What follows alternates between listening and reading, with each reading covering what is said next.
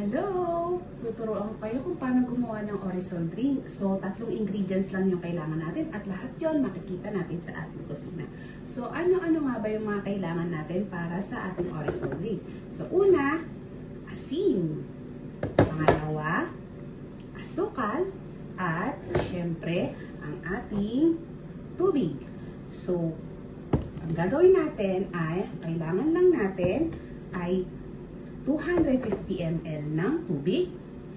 Tapos, kurot lang ng asin, pinch of salt. Konti lang.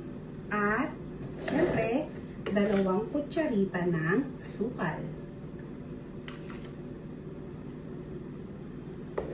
Haluin natin. Ganyan lang kabilis. So, di ba, meron ka ng instant Orisol sa bahay at lahat ng ingredients ay makikita mo lang sa kusina. So, para saan nga ba itong Orisol drinks? So, syempre, ito ginagamit kung mayroong mga nagtatai sa bahay.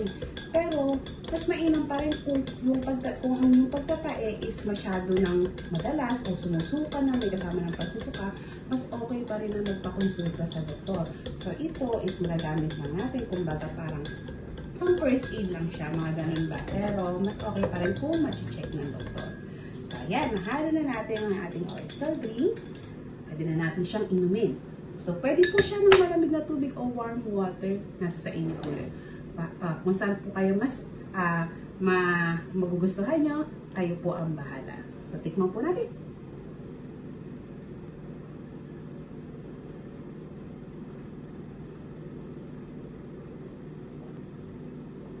Sarap siya. Yun lang po. Thank you!